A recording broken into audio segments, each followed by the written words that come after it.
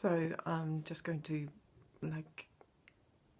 crazy chat for a little while because I want to get back into talking and talking to groups, talking on camera, which I haven't done for a little while. And what's important is that lots has happened in the last few months. What I personally feel is that it's reflective of the times that we've all had a chance to get to grips with ourselves, really, and all the things that it's shown is our insecurities, our anxieties, but also solutions for those, because whilst many of us had to find the time to sort of go inwards, there's been just as many of us who have been called to really go above and beyond their calling in terms of what they've had to put in physically, mentally, psychologically, emotionally, and so on. So it's been very intense and very what's the word, significant and poignant, perhaps, the purporters of times that we are in, where it's telling us or asking us a question, really, where whether we can afford to carry on doing this for any length of time. Sort of, do we? It's made us more aware of our mortality, I guess. And for years and years, many people, including myself, have been talking about how the chakra system is on Earth is ascending. And lots of people have talked about ascensions, and the word has become quite popular. But what that actually means is there's been a shift away from the third dimension, which is the lower frequency within our bodies as well as on Earth.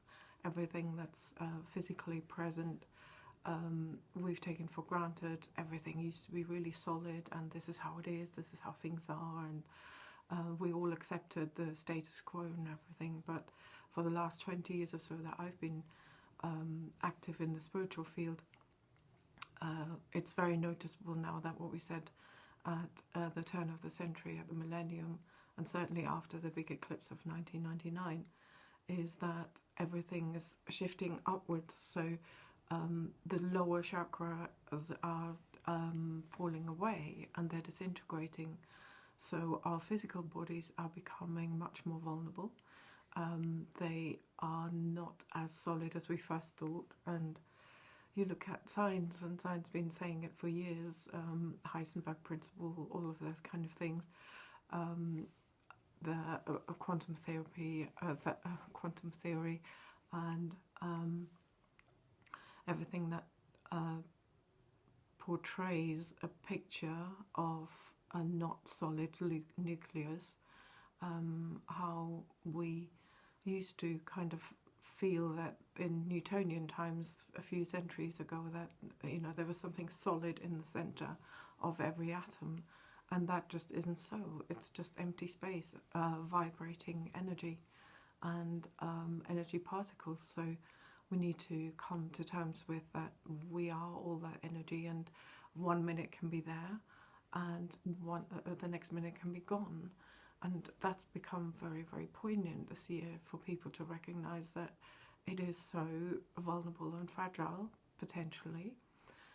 So the next question has to be, how do we sustain it? How do we sustain life? And yet that question appears to have never really been asked.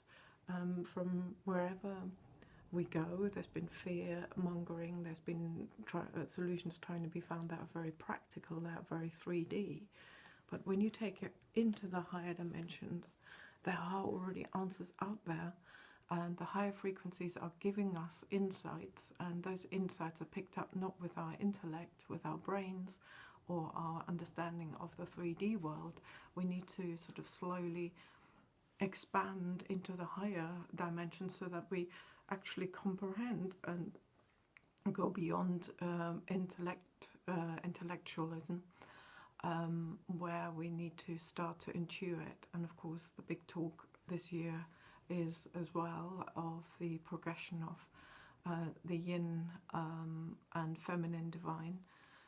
That doesn't just mean that this is a gender-specific orientated definition of energy, which is completely, it just is how it is, and the yin principle that is underlying is becoming more prevalent.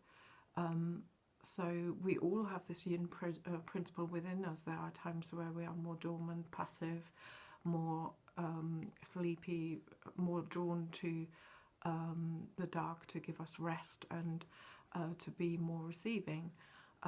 Yang times have been always hailed to be a lot more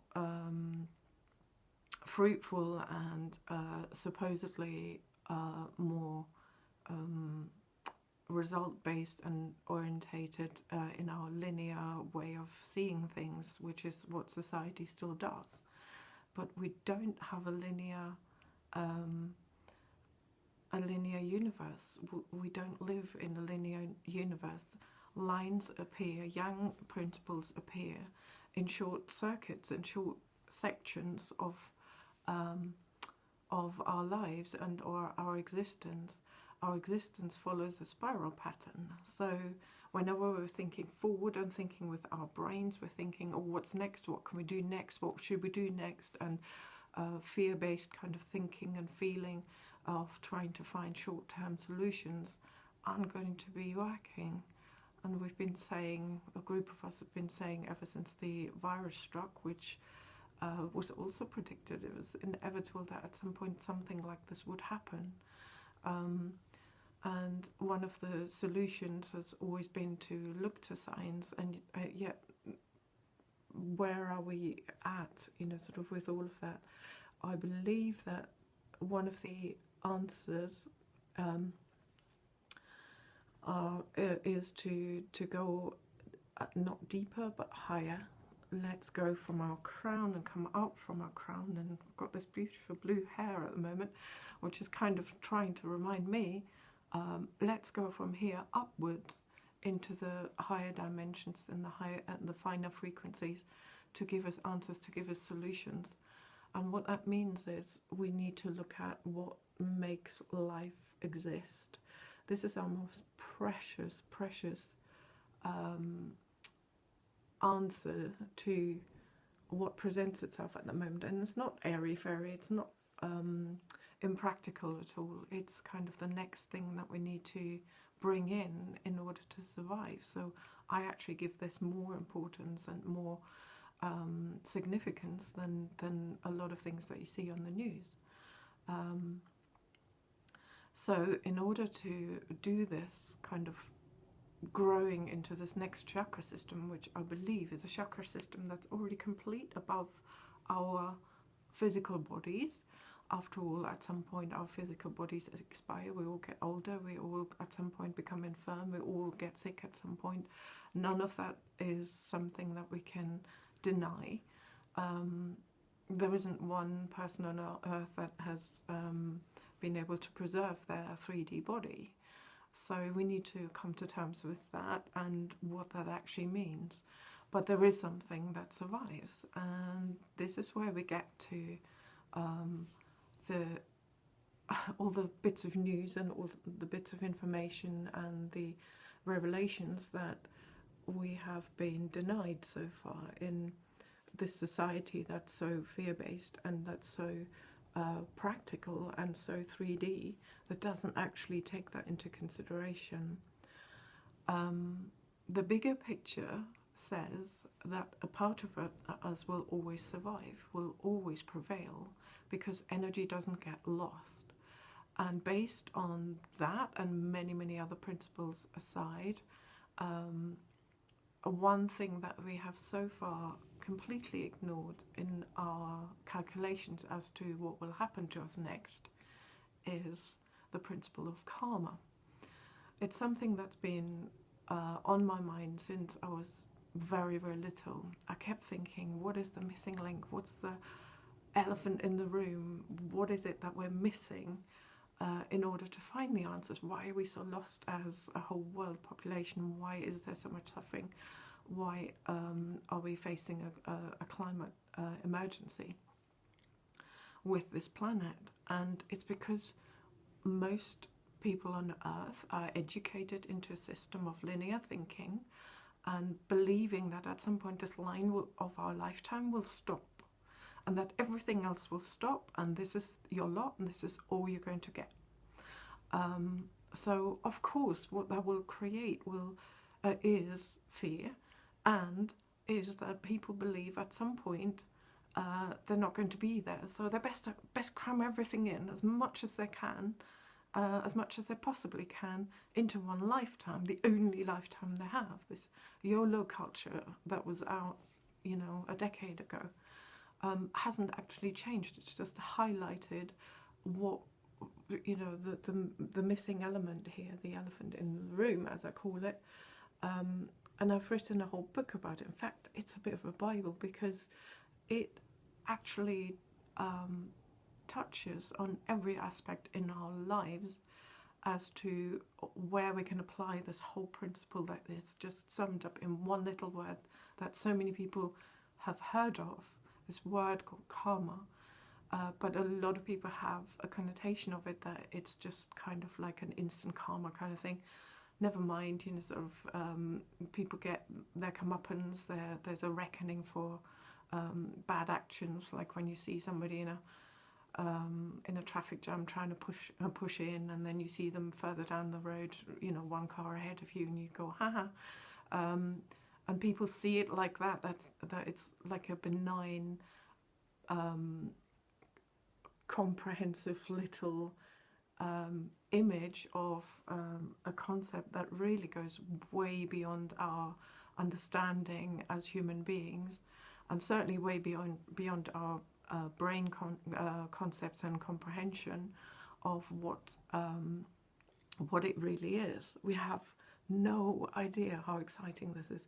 We have no idea of the vastness of it, and we have no idea how, when we do understand it, we do grasp the concept, how amazing it is to help us bring in better solutions, bring in better ways of thinking, or should I say better, because that sounds competitive, and that is one thing karma isn't. It's a benign force. It's not some big finger pointing from the sky saying you are guilty, you are not worthy, you are bad.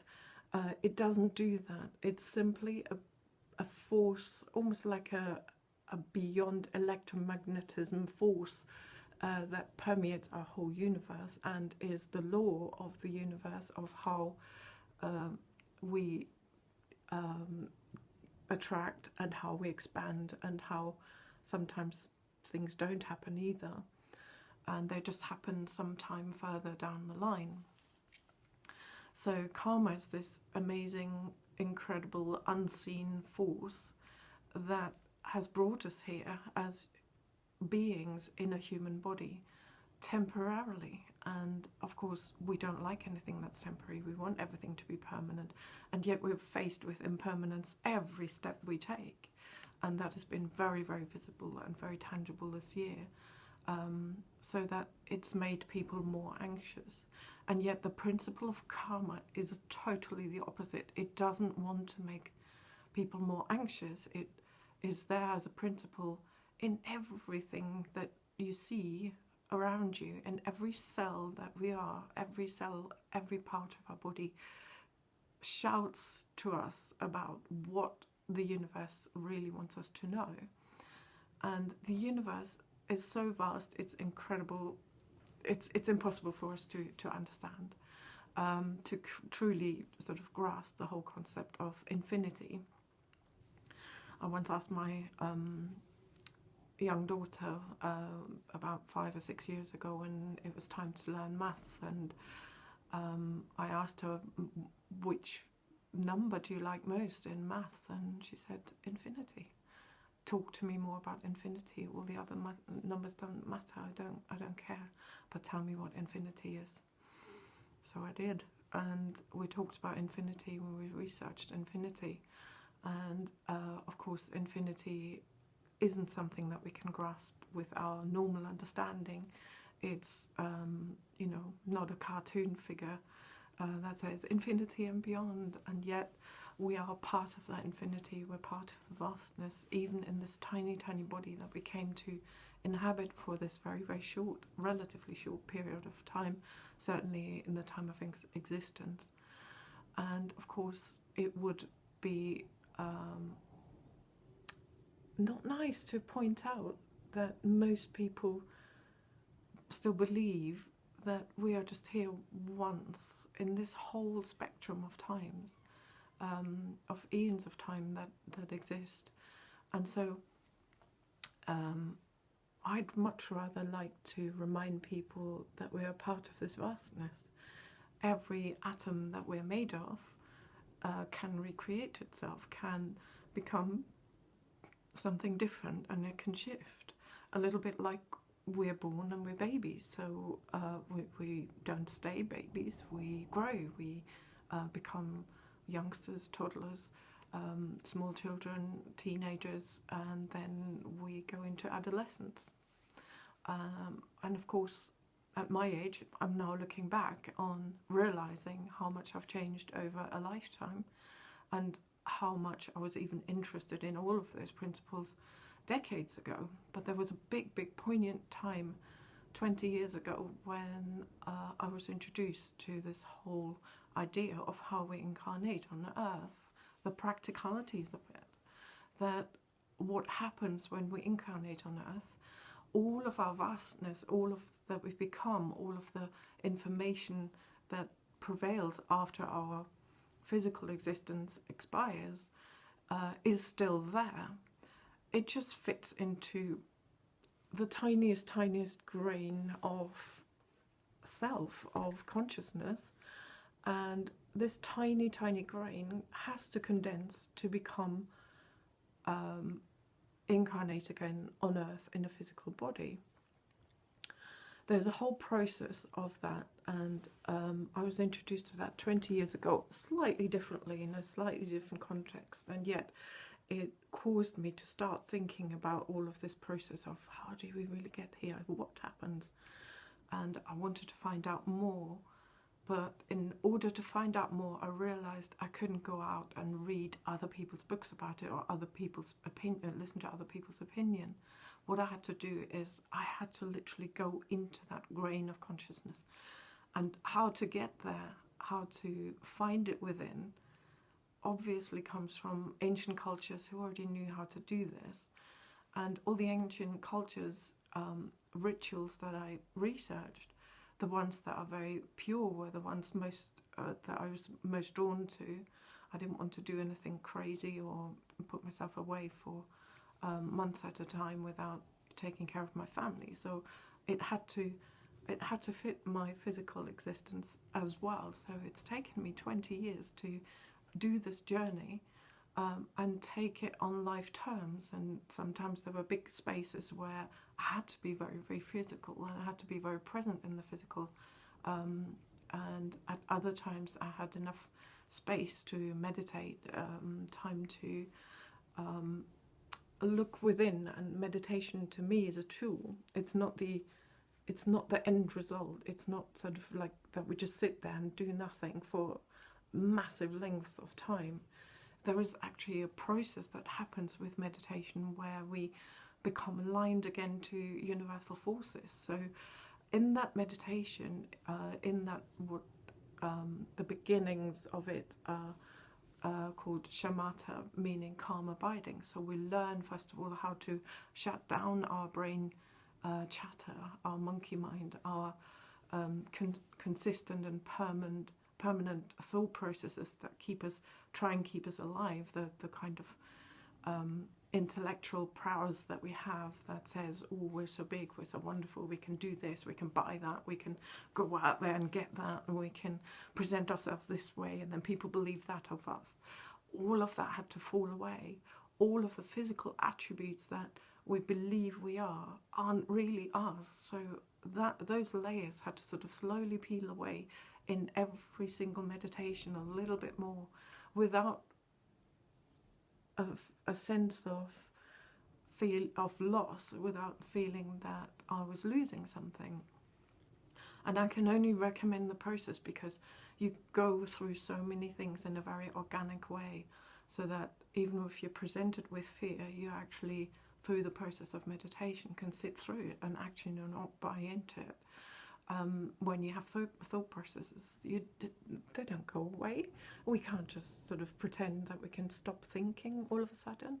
But especially here in the West, where I've grown up, and there's so much emphasis on how, you know, how our thought processes are valued in society more than anything else, more than our aliveness, which is a huge issue that we face. And one of the big problems that I believe that we are facing right now is that we don't pay enough attention to who we really are. We're just paying attention to our intellectual prowess and how we can present ourselves and how we come across and how our intellect is supposed to be amazing, and what IQ we have and what degree we come back from a school educated system that is entirely just geared to educate people into getting jobs, and then not thinking anymore about who they really are and what we've got to show for it at the end of our lives. We still have to at some point deteriorate. Our physical body deteriorates, and then none of that matters. So there had to be more to it, I thought, right from the beginning, right from when I was younger. But the last 20 years have been very significant. So the meditation aspect that changes past the intellectual thinking, past the anxiety, past the sort of immediate concerns of survival, change and shift into this higher state of awareness, where our energy opens up in a meditation very, very simply by us sitting still and actually not allowing anything to come and distract us and come put us off. So if we even have a few seconds every few hours or so, or even just a couple of minutes here and there to start with, it's a really, really good tool, a really good method to get into this and actually reach the shunyata state of existence, where we start to access the oneness, access the greater realms, access the vastness, access what we truly are, even in this tiny little physical existence, you know, that's so flimsy, that can be here 1 minute and not the next. You know, the physical body isn't designed really to be here forever. It deteriorates every day. So whilst that is an obvious fact, it's also something that we can overcome. And there is something beyond physical existence. So when we go into the state of higher consciousness, for some people it becomes very hippie-ish. It becomes very sort of, just sit there and meditate and you'll be fine. No, it's not necessarily like that. It becomes more conscious of everything that exists and everything that coexists. So it made me aware, for example, that all of the angst I had about everything that's going on, it changed suddenly when I realized at one point, if I look out into my garden, one plant isn't going to say to another plant, "You can't live here. What are you doing?" You know, sort of, you can't develop differently from me. How dare you? You know, sort of, you're a different color, you're a different shape. Go away, grow somewhere else. It was such a simple insight, and it sounds a bit crazy, but it's very, very much like that with our existence. Everything on this planet is designed to coexist. No matter what our path has been in this infinite existence, in the greater consciousness, in the karmic consciousness and awareness, no matter what our path has been, we're here for a reason. We're here to grow, we're here to expand, we're here to complete, we're here to become more aware of oneness with each other as well. And we seem to have temporarily displaced this knowledge or awareness or ability to tune in to that awareness. And I will talk a little bit about that in a second in the next section. I don't want to make it too long or too boring. It's sort of 20 minutes Greenwich Mean Time meditation. But I will say this. It's already out there. I have written a book about it. And you can see it's not a tiny book. It's a Bible. But it's all in here. And I've written it over a long period of time because it expands on all aspects of where karma affects us in our lives. The reason I am holding this up is just to sort of show you. You can just open this book at any time and read what you find. It's not about reading it necessarily from front to back in one session. Read a little bit at a time. It's really not that expensive. It's less expensive than an hour's consultation with whoever. It's very charitable. There's a lot of that goes to charities all around the world, and all the proceeds will go to that. So I'm not even making anything from it. It's all about enlightening each person in their own way, wherever they are at, and to bring in this acceptance that there are certain principles in life that we have been born into on this planet. They are universal principles, natural laws, and that we are all subject to. And right now we're in an impermanent frame of existence. We are in a temporary time of our existence, and yet that is what we've got, and it's very, very precious. So it's not to draw the conclusions that it's easy to throw away. Like, we see so many traumatic situations on earth where people haven't realized how precious that existence really is. It takes a lot for us to come back in a human body. It takes a lot for us to ascend into this oneness, to this state of oneness. It takes a little bit of work, and yet it is open to everyone. It's not like a university course where you have to pay a certain amount of money. It's accessible to everyone. Everyone can do it. And I'm passionate about it because there are little bits in my book where you just open it and there's a tiny, tiny little phrase, so you don't even have to properly read it. You don't have to be intellectual and thinking, oh, I'm not a good reader, or I'm a little bit dyslexic, or I don't, it's a bit intimidating to have such a big book. There are little sections here and there. They're full of knowledge. They're full of the essence of wisdom, where it will just ping you back into the moment. It will bring you that essence of, oh yeah, I'm back in the room. I needed to be present right here, right now, to this moment. And it is very much about recognizing we've had a timeline created by our karma already, which takes us back through ancestral lineages, our own kind of karma and karmic existences that we chose before the one that we are right now.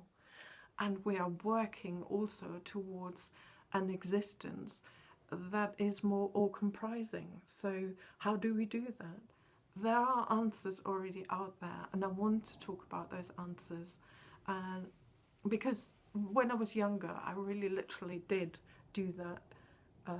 Do those three questions, who have we been, where have we come from, who are we now, why are we here, and where are we going? And that is kind of what the book is all about. It gives us answers, and the answers are already there.